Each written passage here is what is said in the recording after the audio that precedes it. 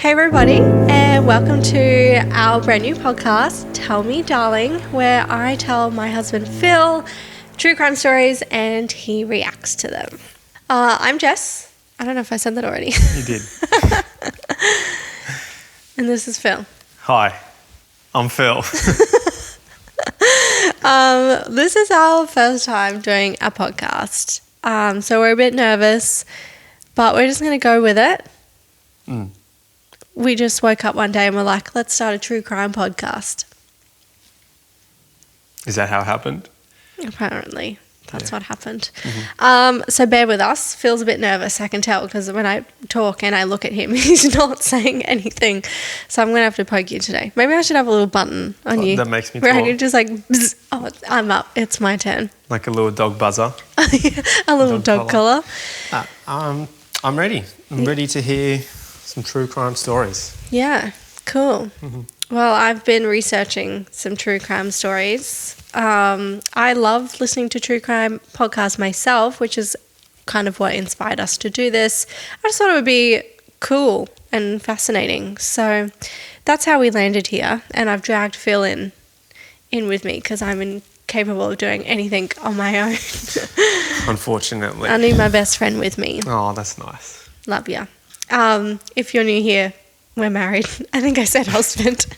This is my husband. We are married. We've been together 10 years. We have beautiful children together and a golden retriever named Mars and a cat.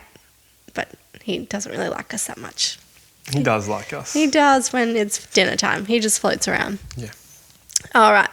Well, we, as I said, are new. So this is our first episode. But we do have socials. We have Instagram, YouTube, and I might have TikTok soon once we start cutting up some video. For this? For this, yeah. Oh. Just adding some more I workload can't to Phil. plug my own Instagram. No, you can't. The real Phil Wilson. Sure. So At the you real can Phil Wilson. Stop.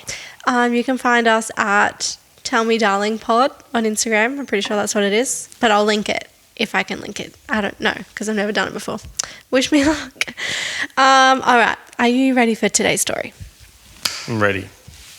Tell me, darling. Let me tell you, this one is unhinged. Tell me, darling. It's a lot. It is an Australian true crime story. I thought I'd start with a little bit of a banger. I don't know if it's well known because I am not really like heavily involved in true crime. I like to listen to it. That's about as far as it goes for me. I don't feel like people our age would know this unless they like really watched or listened to true crime. But I feel like if you called your mum and was like, do you know who this person is? She might, because this story actually happened only in the year 2000, which is, it's like 23 years ago. Like it's a long time ago, but it's not really. Like I was 9 and you were 12. So like, it's like 11. Just. Okay. I just turned 11. Just turned 11, did you? Yeah. Okay, sorry. So I feel like it probably was too old for us to know about it, but I feel like our parents would know about it. I'll probably remember.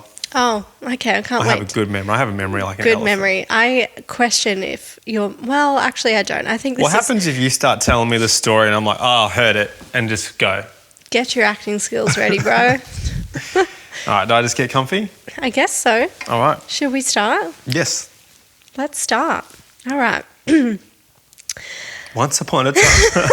Sorry, it's your... Stop. You tell me. Go. Okay. On the 1st of March, the year 2000, Sergeant Graham Furlonger and Constable Scott Matthew were called in to complete a welfare check on a Mr. John Price, who was a well-known mine worker in Aberdeen, Australia, which Where's Aberdeen? Oh, I looked this up. It is Aberdeen. Hang on. I looked up 2 places and now I'm confused. It's easy. What state is it in? And then where in that state is it? It's in New South Wales. But it's either, I need to look on my phone. And once I know, because there's 2 places that this story takes place. So I just need to double check if that one is right. Okay, Aberdeen is 3 hours north of Sydney. So in New South Wales, 3 hours north of Sydney. Okay. Thank you for fact checking me. His friends This is John. John's friends had contacted the police to say that they were worried for the man's life after some disturbing comments that he had made the day before at work. So the officers arrived at John's house but found no sign of anyone being home. So they decided to break in through the back door. And what they found would haunt the officers and indeed Australia for many years to come. Okay. What were the comments that he's made to his friends? Or did we find that out later? I'll get into it. This is I'm just setting you up. Okay. Just setting you up, what they found haunting. Mm-hmm. Are you ready? So our story is about Katherine Knight. And you're going to learn a bit about Katherine. And It's about Katherine or about John? John takes place in the story, but our story is about Katherine Knight, Okay. who you're about to meet. Mm-hmm. Katherine Mary Knight was born on October 24th, 1955, along with her twin sister Joy in Tenterfield, New South Wales. I know where Tenterfield is, yes. Where is it? It's in New South Wales. Yeah, but where? It says Tenterfield. People just know, Tenterfield, New South Wales. Okay, it's actually about 2 hours down from the Gold Coast, so it's only just over the Yeah. New South Wales border. Oh, yeah. Yeah, I know this. Okay. Their parents were Barbara and Ken Knight. And Katherine and her sister were the product of a scandalous affair that their parents had carried out while Katherine was still married to her first husband, Jack. So Katherine cheated on Jack with Ken. Just like I did in your dreams last night. It's very, I actually talked about this morning. I had a dream last night that Phil cheated on me and it was not great. Anyway, Multiple times. multiple times. That would never happen. Or maybe if it did happen, I might become one of the characters in the story. Just kidding. Okay. Barbara had already 4 children with Jack, but after finding out she was pregnant to Ken, she left her family to be with her new man, and Barbara quickly married Ken, and the couple went on to have 4 more children together, including Katherine and her twin sister. So Katherine... So it was 8 in the family. Well, Barbara had 4 children, Yep. which there's too many, with Jack. And then she met Ken, Yeah. and she left Jack for Ken and Yeah. had 4 more children. Yeah, so she has she's 8 ditched total. her first family. Oh, she completely ditched those ones. She's like, see you later, I'm in with the new Okay. tribe. Yep. Yeah. 2 of Barbara's sons from her first marriage had stayed with their father while the other 2 were sent to live with relatives, while Barbara moved on with her new family. But when Jack died, the 2 sons who had been living with him moved in with their mother for the first time since she had walked out. So she's now taken on 2 of her original sons. So she's got 6 now. How, obviously this story is about him, but when and how did Jack die? I actually didn't get into that. He didn't get murdered or anything. He just died. I can find out. Oh. We'll come back to it. It's not important, irrelevant to the story. That's important. Jack died. Okay, well, that's true. That's true. Sorry. But this is the last you'll hear of Jack in this story. He's not a main character. From day one, life inside the Knight's home was far from pleasant. Ken was a very strict man who believed heavily in violent discipline. He would regularly beat his wife and kids for even the smallest transgression. To make matters worse, Ken was also an alcoholic who couldn't take no for an answer, especially when it came to sex. He would sexually violate Barbara multiple times a day. Katherine was also frequently sexually abused by several family members, but it's different sources say different things, but it does say not by Ken, which is her dad, which continued till she was 11. Although they have minor doubts about the details, psychiatrists accept her claim as all her family members confirmed the abuse did happen. So I wrote that very jumbled, but basically she was abused, but not by her dad. So Katherine was abused. By family members, but not by her dad. But her dad was still full on. To her mother, Barbara. Yeah. Yeah. So he abused her, but not Katherine, according to the sources. Mm-hmm. Barbara had a terrible and quick temper herself, which is Katherine's mum. Rather than attempt to diffuse the violence in the home or protect her children, she would pick fights with Ken multiple times throughout the day. Most of these fights would happen in front of the children, with them all trying to hide so that they could avoid becoming the target of either parent's attacks. But it wasn't just Barbara's temper which played out in front of the children. She would talk openly with her daughters about her hatred for men and sex. On one particular disturbing occasion, Katherine was a teenager. She asked her mother what she should do if a man wanted to get intimate with her, and Barbara told her that she should just lie there and take it and not complain, which I find sad. It's not good advice. Because she's kind of setting her up to believe that, like, we're just there for men to use as they please. Yeah. It makes me sad. For everyone in that home, life was toxic and fraught with tension. But despite the violence, Katherine loved and adored her mother. She craved her approval and would go out of her way to please her. She would later recall that the family had many good times together, having friends over and enjoying each other's company. But beneath it all, there was an undercurrent of fear. The children could never really relax completely in case their parents turned violent, which could happen at any moment. So, it was a very toxic household. Nobody felt safe or comfortable. And that makes me sad to think of kids growing up in an environment like that. We have children, and I'm I couldn't imagine them living every day in fear or tiptoeing on eggshells around their mum and dad. Yeah, it's no way to live. Perhaps unsurprisingly, as Katherine got older, she began to mirror her mother's troubling behaviour. How old is she now? Not obviously not right now, in this part of the story. She's a teenager. Okay. Yeah, teenager. Yeah, teenager, sorry. She's at school. Mm-hmm. She developed a quick temper and turned quickly to violence whenever she didn't get her own way or faced any difficulty. At school, she was known as a bully who would victimise and terrorise children smaller than her. She never hesitated to use violence to prove her superiority. But despite her troubling behaviour in the classroom, she was considered a model student. She would remain quiet in class, and for the most part, she listened to her teachers. She was known to rescue injured animals and nurse them back to health before releasing them back into nature. During her youth, there were a number of incidents where Katherine lost her cool and wrought havoc on those around her. We now know that these incidents were a small window into the woman that she would become. Mm-hmm.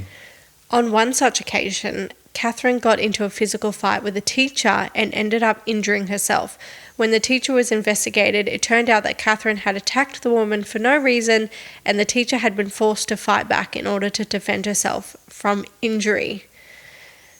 I'm trying to picture myself at school watching a fellow classmate punch on with a teacher, and that's just... Imagine going to work and getting into a fight with a student. Yeah, it's full on. Isn't that crazy? I feel if I was a teacher, yeah. And, if I could play both me and the teacher, I'd probably want to fight me as well. Me being a teacher and, fight the students. As a teacher or as a student? I'd want to fight the students. If I was a teacher, right. I would just you want to... Okay, well, just for the sake of this teacher... But Katherine attacked the teacher for no reason, but then the teacher ended up hurting her. No, the teacher got hurt. Oh, the teacher got hurt. So it was pure defence. She had to defend herself because Katherine would pick fights with everyone and anyone for no reason. But she was a model student. Yeah, so something's obviously happened this day. In the classroom, Katherine was a good student, as you said, and in the schoolyard she was a bully. But there was a third side to the young woman. At home, she loved and hated her various siblings. She tormented her twin, and on one occasion she beat Joy into a bloodied and bruised mess over a disagreement about who got to ride the bike home that day. But on the other side, her little brother Shane, who had arrived 5 years after Katherine, was treated like one of her injured animals she found in the wild. She loved holding him, talking to him, and cuddling him, which was in stark contrast to her behaviour with almost everyone else around her. Oh, she's crazy. By 13 years old, Katherine was an awkward and tall redhead who wore glasses. Her violent outbursts had driven all of her friends away, and she was known as a loner. At home, she had developed a deep fear of being raped, just like what happened to her mother almost every day, and she walked around with a sense of being on the precipice of violence at all times. In fact, the only person Katherine was known to be close to was her uncle on her mother's side, Oscar Knight. Oscar was a champion horseman, but in 1969, when Katherine was just 14 years old, he took his own life. His death rocked Katherine. Looking back, he was perhaps the only solid and reliable adult she had in her life. For years after his death, Katherine claimed to have been visited by her uncle's ghost. After Oscar's death, the family moved to Aberdeen, which is... Yep. Yeah. Where the story, Sydney. Yeah.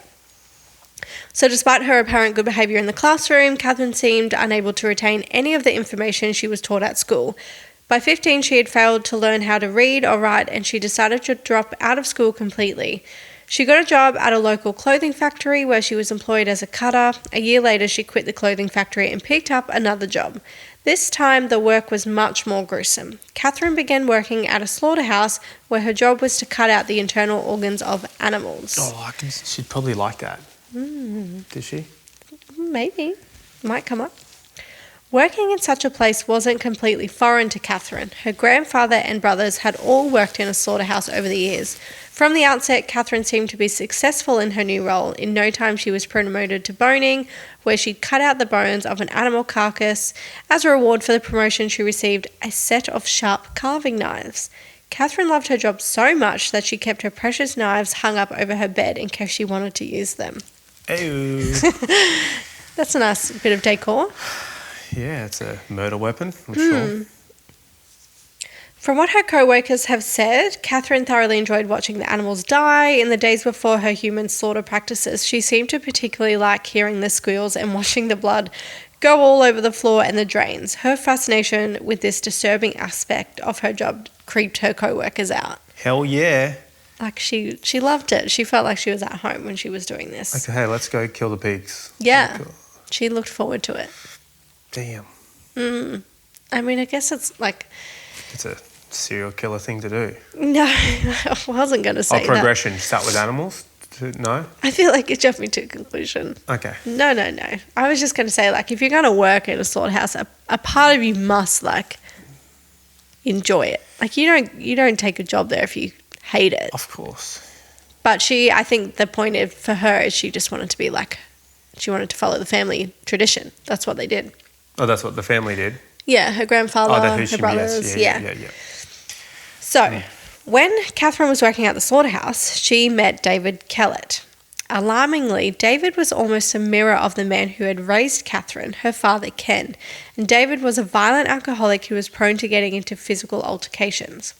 But you know by now that Katherine was no stranger to violence. When she was getting to know David, she joined in on the violent outbursts. She would insert herself into fights in an effort to prove she was just like him.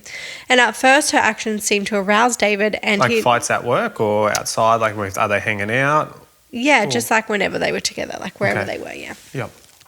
So at first, he liked it. It would arouse him. He thought it was cool. But quickly he realised that Katherine could achieve a level of viciousness that even he couldn't compete with. It wasn't long before Katherine was dominating him inside and outside the bedroom. Oh, really? So she was way more violent than him, way more physical. She wore the pants. What'd they do in the bedroom? This is a murder podcast, not OnlyFans. So. Okay. So obviously they were together at this stage? Yeah, so they became a couple. Is David the guy at the start of the story you mentioned? No.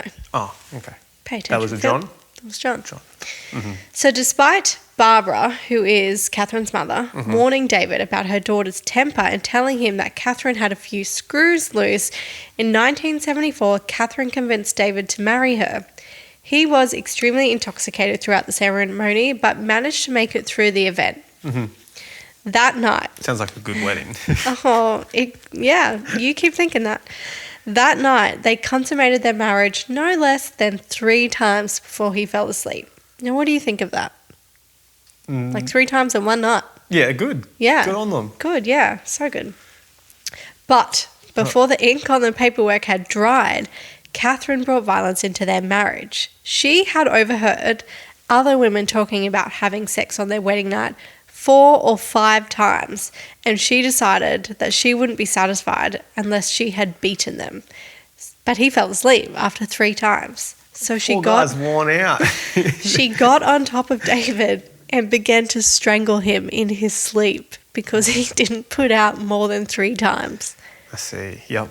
So this is the level of unhinged we're at. I need a girl like her in my life. Oh my God. Yeah, that's full on. We need to get our wedding. We had rookie wedding numbers. I was pregnant. Very, very pregnant. I was very pregnant on that wedding night, and this is no. We don't need to get into it. I feel like our attempt was more like we have to, so that we can say that we did. Yeah. But anyway, made up for that. Right. She's strangling him. Yes, but luckily for him, he woke up. And he didn't die. Yep. Managed to get her off him. But despite her trying to kill David on the day of their nuptials, they would go on to stay together for 10 years. So it will come as no surprise that the entire marriage was filled from abuse from both sides. Now, how old are they now? So they got married in 74. 74 they got married. She's born in 55. 74. So how old is she? She's only 19, 20 when they got married? Yeah, she was 18. So okay. Yeah, she was 18 when they got married. Oh, wow, that's young. Well, that's what they did back then. Not that young, surely. 76, yeah. People were getting... If you were married and had a baby and had a house by like 21, you were a loser. Oh, loser. A loser. All right, so now, 10 years later, we're up to 86? 76. Yeah, 76. Mm-hmm. That's when they got married. You're confusing me. Yes, so they would stay together for 10 years, but we're still in 1976. Okay. I'm just saying. Okay. Everyone caught up. In 1976, Katherine gave birth to the couple's first child, Melissa Ann. But shortly after Melissa's birth, David left Katherine for another woman he had been having an affair with for a few months. Absolute trash. Katherine had been suspicious of his extramarital activities while she was pregnant and even fractured his skull during one of their violent outbursts. So they were still like they're proper violent. Yeah, like real domestic violence, even when pregnant. The police had been called by neighbours, but Katherine used her power over David to convince him not to press charges against her. The day after David left Katherine for another woman, she was seen aggressively pushing and swinging their child in a stroller as she walked down a busy street. She was taken to a psychiatric hospital for assessment. Maybe I need to go to one of those. Can't get my words out. Where she was diagnosed with postnatal depression, but the medical staff deemed her fit for release and they let her go. But very shortly after, Katherine took Melissa and she placed her on the train tracks. That's the baby. The baby. Placed her on the train tracks. The train was due to arrive in the station and she left the baby and she went away. But fortunately, a different sources vary, but it says either a homeless man, a train worker, or just a man who was going for a walk, was near the train tracks and heard the baby's screams and rescued Melissa just in time. The train came past 3 minutes later. So while that was happening, Katherine had stolen an axe from somewhere and was using it to threaten locals that she was going to kill them. And then nothing happened. Nothing came of this. I couldn't find whether or not she was got in trouble for putting Melissa on the tracks. I don't know. But she had Melissa a few days later. In trouble with trying to kill people with an axe as well. Well, that too. I'm like, if that happened now and you put your baby on the train tracks, and you're in jail. Axe people? Yeah, you'll see you later. Yeah, so I don't know. A few 70s, days, hey? The 70s, yeah. A few days after the train incident, she asked her friend Molly to drive her and Melissa to the doctors because Melissa was ill. But once she got in the car, she pulled a knife and she cut Molly's face, gashed her face, and forced her to drive to Queensland to find David. When they stopped at a gas station, Molly escaped and she rang the police, who arrived to find Katherine had taken Molly's younger brother, who was also in the car, hostage. But the police were able to apprehend her with broomsticks. That's an interesting one. And she was admitted to the psychiatric hospital again. So, crazy, huh? Yeah, so the police had broomsticks? And they used broomsticks to, I don't know, get her to... Was she like a possum or something? No, well, I think she had, the little brother and, obviously... I mean, it's different times, but even now, if you compare us to America, we're, the last to pull our guns. It's the last thing of force that a police will use. I don't know if they had tasers back then either. 70s. Surely they had tasers. Maybe. They would have had buttons. But yeah, we should look that up. Yeah. Pepper spray, they would have had pepper spray for sure. But she had the little boy. Oh, okay. So I think, they just used what they could. How old was the little brother? He was young. I didn't get the exact age, but he was younger. Okay. Little boy. Okay. Oh, so he's been arrested in Queensland? She's now in the psychiatric hospital. They didn't make it. So Katherine would later claim that putting Melissa on the tracks was a way of her to get back at her husband for cheating on her, and that the reason she wanted to find David was to kill him and his mother for abandoning her. So she was ready to murder people. Yeah. Crazy. So anyway, she's in the psychiatric... I can't even say the word. I'm going to skip it. Psychiatric. Say it. Say it with... Psychiatric ward. David knew about Katherine's plan, and yet when she was released for the second time, he left his new partner and he went back to her. What? I know. It's almost like... So how did it come about? How did he... he's just She's going to kill me and you unless I go back to her. No, I think maybe he just felt bad because he was like, well, if I didn't cheat on her and leave her, she wouldn't have tried to do this. But I can't comprehend that he didn't just take the baby and leave. Like he went back to her. I don't know. Maybe she's got like this spell on her. Maybe she's fiery in the bedroom. I don't know. What is it? Don't know. What would keep you coming back? Don't answer that. Okay. David knew about Catherine's plan, and yet when she was released for the second time, he left his new partner, took her back. The couple picked up right where they left off, and in 1980, they had their second daughter, Natasha. So they had another baby. Okay. By then, they had moved to Brisbane, and Katherine had started working at the meatworks again. To everyone's surprise, though, 4 years after Melissa was born, I wonder if that's meant to say Natasha. I'm really sorry. Either way, Katherine left David for good and moved back in with her parents. The following year, she injured her back in a workplace incident and she was put on disability pension. Later, the government provided her and the two girls with a council flat. Or what's the other word? What's it called? Housing? Not housing commission. Housing commission. Is it housing commission? Yeah. Yeah. I had a housing commission when I was younger. Yep. I don't know. I just felt the need to share that. Thanks for sharing. Look at me now. Look at me now. It didn't take long for Katherine to start another relationship, this time with, don't get confused, another David. Another David. Another David. So we're on David 2. His name is David Saunders. And he was a local miner. And after a whirlwind few months, he moved into the home Katherine shared with her daughters. And now, is this back in New South Wales, or is this in the Brisbane somewhere? They're in Brisbane now. But she moved back in with her mum, didn't she? She left the first David to go live with her mum? She moved back in with her parents, but her... as I just said, later she got a council flat with the two girls. Back up here in Brisbane? She's still in Brisbane. Weren't her parents in New South Wales?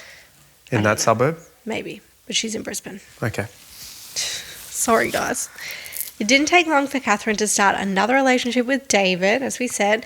David was more self-assured than her previous lovers, and he decided to keep his own apartment just in case things didn't work out with Katherine. That's always a good idea. Very smart.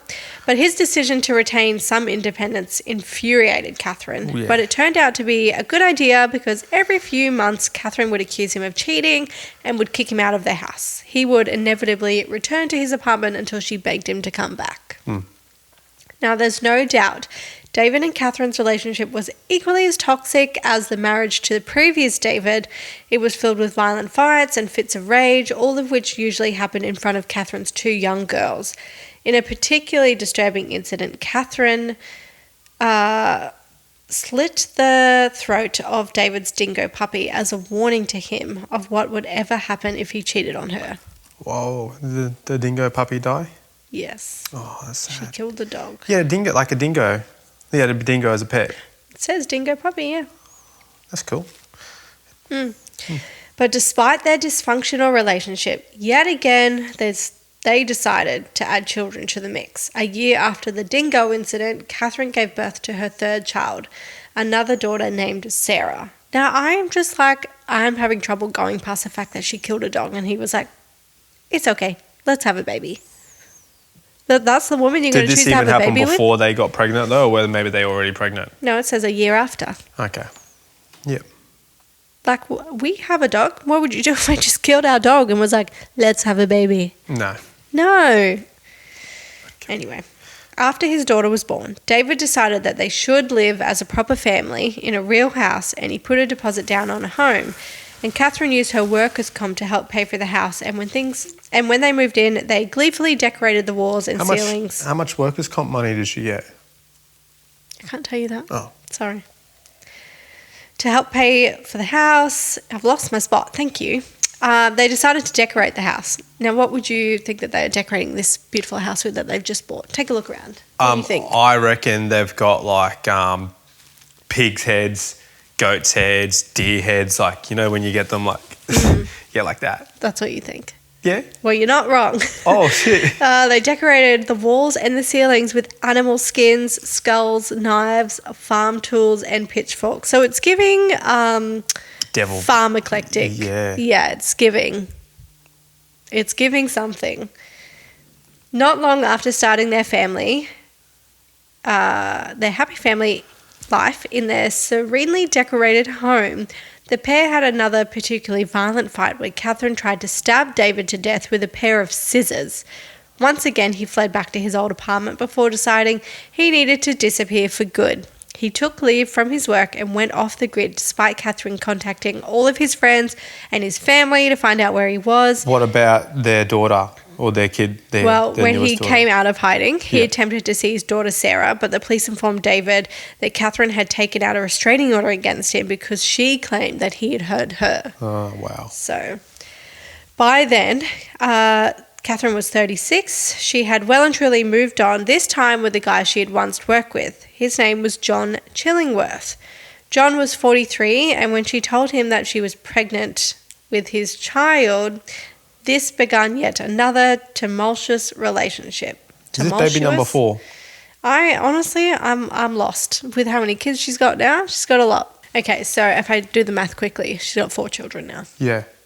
2 to first David, 1 to second David. And then now 1 to John. Yeah. Is this John at the start of the story? This is not. Wow. For 3 years... Common names back then. No, David, John. For 3 years, they lived and fought together while raising their child. But 3 years in, Katherine grew tired of John, and in keeping with her history, she set her sights on another man named David. John Price. That's what we're up to. So John Price, new John, and Katherine's relationship... Sorry. started out relatively calmly compared to her previous liaisons. Can I ask something? Yep. How are do you know much information on like the kids? Obviously they've got 4 kids now. Mm-hmm. Oh, 2 with first David, 1 with second David. Mm. And is there one with this, the John? First John? Yep, so first John. 4. Yeah. How do they all get, like all those kids get along with mum? Like, and how old are they at this stage now? Well, they're all babies. They're all young. Yeah. Like under 5, roughly. Yeah. 5 to... Okay. Yeah, she's had them quite close together. Mm-hmm. I've lost my spot now. Just met John Price. Lived together happy for a couple of years. John and Katherine's relationship started out relatively calmly compared to her previous liaisons, despite the fact that it began as an affair while Katherine was still in a relationship with John, the first John. Yes. John, the second John, worked as a miner and earned a decent living, which meant Katherine got to experience the kind of easy life that she had never had before. At the time, Katherine had 4 children with 3 different fathers, and John had 3 children of his own. Mm-hmm. His 2 older kids lived with him, while his youngest daughter stayed with her mum. It wasn't long before Katherine moved into John's much nicer house with her daughters. Initially, his children seemed to get on quite well with their stepmom, but behind closed doors, she was abusing them in an entirely new way. Whenever John and Katherine had a fight, she would try to turn his kids against him by telling them that they were adopted and that John wasn't their real dad. Katherine will do that to his kids. To his kids, yeah. Wow. Which is so mean. It's awful. It's really cruel. Katherine desperately wanted John to marry her, but he refused on the grounds that her mood swings and their violent arguing weren't a good way to start a marriage. In order to get back at him, she went on a mission to get him fired from the job that he had worked at for 17 years and the same place that was affording her the opportunity to live in a nice house surrounded by nice things. Yeah. Her scheme worked and John was fired. That same afternoon... Oh. Yeah, she got him fired. That same afternoon, John kicked her out of his house and she was forced to return to the strangely decorated home that she had come from. Back with first John? No, just into the home. Yeah. Yeah, he doesn't live there though, obviously. Mm-hmm. But somehow, just like all the men before, Katherine managed to convince John to take her back. But this time he set a new unexpected boundary. He decided that Katherine couldn't move back in with him and his 2 children. He told her that if she stayed over, it was going to be temporary until she could get her temper under control. Mm-hmm. This should have kept John and his kids... This should have kept John and his kids safe, but it did quite the opposite. Mm-hmm. In February, the year 2000, here we go. Yep. Katherine attempted to stab John in the chest after an argument.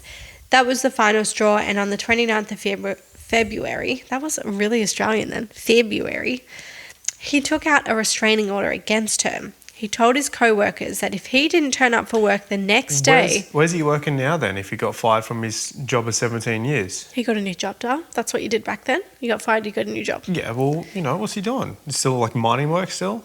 Another mining? I assume so, because that's what he knows. Okay. So, yeah, he tells his co-workers that if he didn't turn up for work the next day, that he had been murdered by his ex.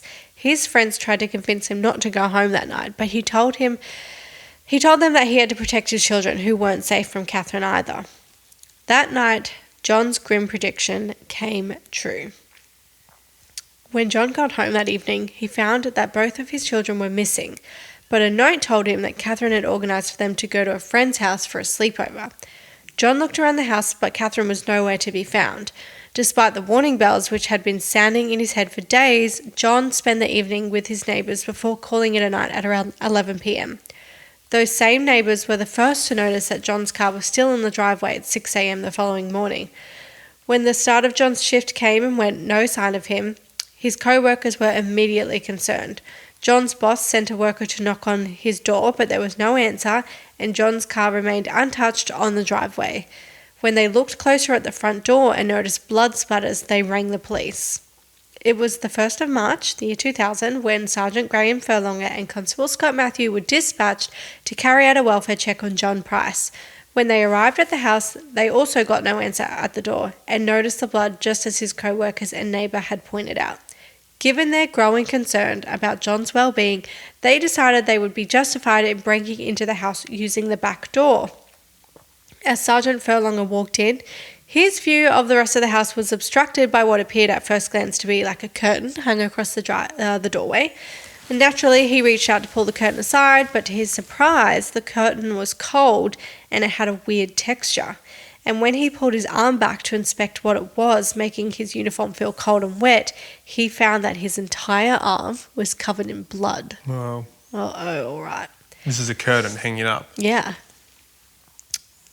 Also, it seemed, because when he stepped back into the light, he realised that the curtain was in fact human skin. Oh, shit. Yeah. Disgusting. But despite the shock of horror discovery they had just made, the officers pressed further into the house. They didn't get far past the curtain when they saw the body of John Price on the kitchen floor. Well, what was left of it? If you thought it couldn't get worse, it does. Not only was the body skinned, it was also decapitated. Though that's not where it ends, it actually gets worse. So on the table, there were 2 plates of carefully prepared food with an array of meat and cooked vegetables. The names of John's children were written on the paper next to each meal, indicating who was to eat which plate of food. But when the officers looked inside a pot on the stove boiling, they found John's decapitated head bubbling away inside with some vegetables, and they realised that the meals on the table weren't meat at all. It's the kids. They were made of the children's very own father. No, it was John. It wasn't the kids. So Katherine, if you hadn't put it together, had planned on feeding John to his 2 children. What the fuck? But they weren't there, thankfully, and the meals were untouched. By now, the officers had seen about all they could handle, but they pressed further into the house hoping to find the kids unharmed. But rather than find the kids, they found Katherine. She was passed out on John's bed, completely unresponsive due to an overdose of pills because she had tried to kill herself. Oh, okay. Yep. So it turns out that Katherine had spent the day prior shopping and making preparations for the ultimate revenge. She bought herself some fresh black lingerie and made strange home videos featuring each of her children. Later, she arrived at John's house where she watched some television while he slept.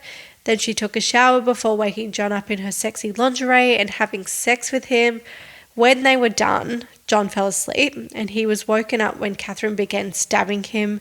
Initially, John managed to get away from her and run out the front door, leaving a trail of blood behind him, but the wounds were causing significant blood loss and he stumbled. This gave Katherine the opportunity to drag him back into the house. She waited for John to die before she set to work, which, a terrible way to die, but at least she was considerate enough to wait for him to die before she started skinning him alive. I just can't fathom what she's doing. Man. And her mindset.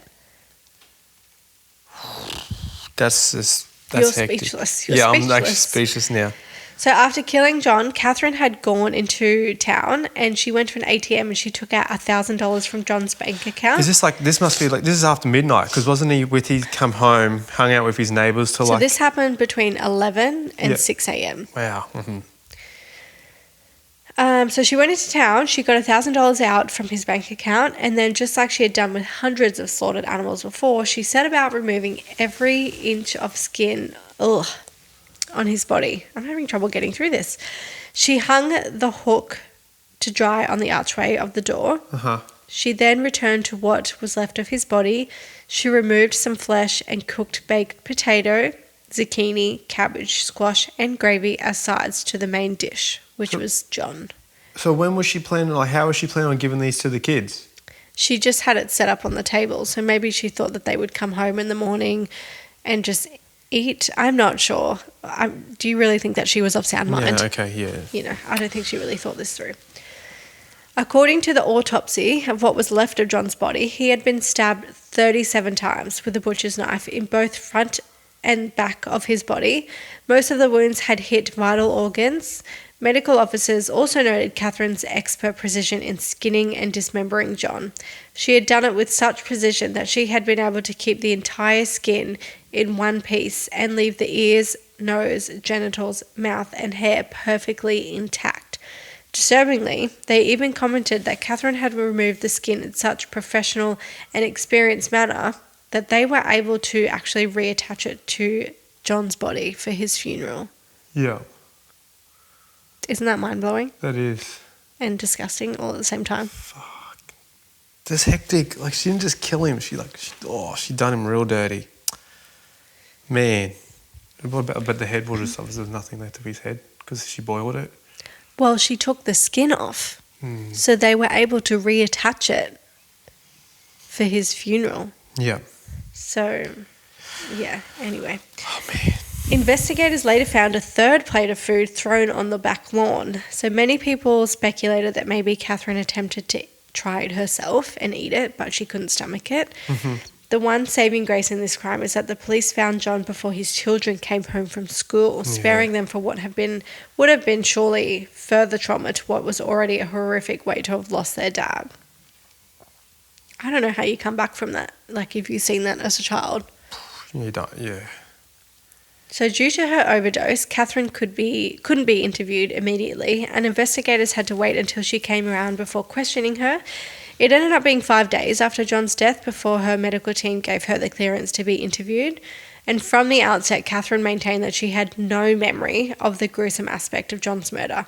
However, she did admit to killing him. She asserted that she had done so in self-defense, but she refused to elaborate further. She was subsequently charged with his murder. Finally charged with something. Yeah. The evidence which was going to be presented during the trial was so disturbing that the judge had to ask all 60 of the jury if they'd like to opt out of viewing it, as it was extremely graphic. 5 jury prospects took the judge up on his offer, and once the witness list was read, several more followed suit. Katherine initially pled not guilty in court, but surprisingly, midway through jury selection, she had changed her plea to guilty. She provided no reason as to what had caused the change of heart, but the judge had his suspicions as to her motives. He feared that she would later appeal the case and claim that she was insane at the time of the change of plea, but before he accepted her change of plea, he ordered that she must undergo a psychiatric evaluation to ascertain if she understood the consequences of changing her plea. The evaluation confirmed that she was perfectly sane and suffered from no mental instability, and therefore the judge accepted her guilty plea. During her sentence hearing, Katherine asked if she could be excused from the hearing. The details of the crime, her request was denied. Which, what a cop-out. Like, you can do it, but you can't hear it back. Yeah. Because you want to listen to it. She was sentenced to spend the rest of her life in prison with no chance of parole. Mm-hmm. And Katherine would actually be the first woman in Australia ever to receive such a sentence. So she was the first woman ever committed to life and parole, with no parole. And was this, so when was she still sentenced in, was it the year 2000, or did this happen like just after, sometimes? The year 2000. Yep. The judge commented during her sentencing and said, The last minutes of his life must have been a time of abject terror for him, as they were a time for utter enjoyment for her. She has not expressed any contrition or remorse, and if released, she poses a serious threat to the security of society. So he was like, absolutely not, you're never getting out. In 2006, Katherine appealed her sentence and claimed that it was too severe for the crime that she had committed. Hell no. I know, but her appeal was denied. Good. Yeah. So she is currently being held at the Silverwater Women's Correctional Centre, which is home to some of Australia's most dangerous female criminals. She is apparently well behaved in prison. She attends church on a regular basis and even sings in a women's choir. She also does pottery and enjoys other artsy endeavours. Good for her, right? Katherine's twin sister Joy continues to visit her regularly in the prison, and the rest of her family say that although what she has done is wrong, they have not rejected her. One of her past lovers, the first John, still visits her regularly and states he doesn't want their children to grow up without a mother. He claims that Katherine has changed and poses no threat to society, though he admits that society will never agree with his views. He acknowledges that Katherine will never see the light of day as long as she lives. John the First later added insult to injury when he asserted that John Price wasn't a good man. He claims that he knew John before he met Katherine and that he didn't have good morals. This echoes a claim made by Katherine in which she claimed her victim was a terrible man. In fact, when John's body was discovered, officers found a blood-stained note on his body which read, "Time you got back, Jonathan, for raping my daughter. You to Beck, Price's daughter, for Ross, for little John, his son. Now play with little John's DICK, John Price." She couldn't really write or read well, so it doesn't make a lot of sense. Katherine's allegations of rape against John have remained that allegations. They are considered to have been made by someone who wanted to blame her victim for what she did to them. Katherine refuses to be interviewed, as according to her lawyer, she doesn't want to further sully John Price's name, as if she hasn't done enough damage. Many of the officers involved in the investigation and scene examination were deeply affected by what they witnessed at the scene of John's murder. Some of the officers took extended periods of leave, with at least one being away from work for more than 7 months. Many receive ongoing counselling to this day, and some have struggled to eat meat since that time. Yeah. As for John's family, his children are traumatised by the thoughts about what his last moments were like. They have never received any explanation from Katherine as to why she did what she did, and the fact that she included them in her revenge plot remains one of the most disturbing parts of this story, I think. Disturbingly, a writer who published a book about Katherine's story found that many of Katherine's ex-lovers described her as generous and a lot of fun. This is in complete contrast to the long history of red flags in Katherine's demeanour and behaviour, stemming right from her early childhood years, where any small incident could turn her into a violent and aggressive person. And yet there must have been something more to Katherine which enabled her to seduce man after man for years on end, without many of the relationships lasting for more than a couple of years. In retrospect, any one of these men could have become her victim, with there seeming to be no line between love and rage when it came to Katherine. That knowledge is cold comfort to John's family, who must now live their own lifelong sentence of a life without their loving father. But it does make you wonder, is there any hope for a child raised in such dysfunction to behave in any other way than what her parents taught her? Katherine was born into violence. She saw it every day. It also is what she brought her kids into, and it is woven into every aspect of her story. How do we stop it from becoming the path of other children who are born into similarly broken environments? I don't have answers to that. You don't have answers? No. To me, I think it's an excuse. I don't think everyone born into a bad home can use that as an excuse as to growing up to be a bad person. Sorry, I'm just still shocked. You're still shocked. You're still stuck on the skin. Wow. That's hectic. It's a lot. But who knows? Yes, obviously we know that she was full on. Yeah. But who actually knows? What could have John been doing things that nobody knows about for her to actually go that far with him? That's the thing, we don't know. I mean, I'm not saying what she did was right. I'm just saying, like, who knows? Like, could he have been, or was she just that crazy? I personally think she was just that crazy. Yeah. She was with many men, and all of their relationships involved some kind of violence and assault on both parts, and she didn't, but she tried to kill all of them. Yeah. Really, if you go back through the stories, she threatened or attempted to kill every single one of them. So the pattern here is Katherine, and I think John was just unfortunately the one that stuck. Yeah. But whether he was a bad man or not, like, people can do bad things. I don't think anyone deserves to be skinned. Yeah, not like that.